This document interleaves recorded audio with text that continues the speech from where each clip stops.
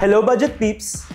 Noong nakarang July 20, pinirmahan na ni Pangulong Bongbong Marcos ang Republic Act No.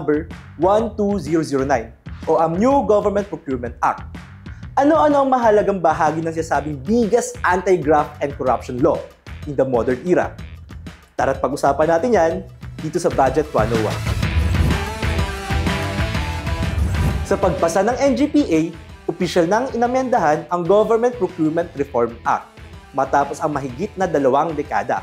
Sa pamamagitan ng bagong lagdang batas, gagawing mas mahusay at moderno ang procurement process at ipapalaganap ang green public procurement upang masiguro na mas epektibong maihahatid ang mga serbisyo ng gobyerno sa ating mga kababayan. Mula sa karaniwang procurement process na umaabot ng 3 buwan o higit pa, 60 days na lamang ang kailangang gugulin proseso dahil yan sa standardization procurement forms at institutionalization ng electronic procurement.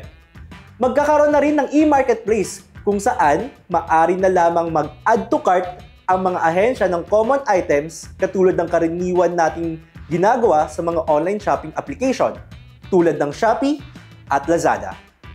Ipapakilala rin ng NGPA ang konsepto ng Most Economically Advantageous and Responsive Bid or MIRB upang masiguro ang kalidad ng mga kagamitan na matatanggap.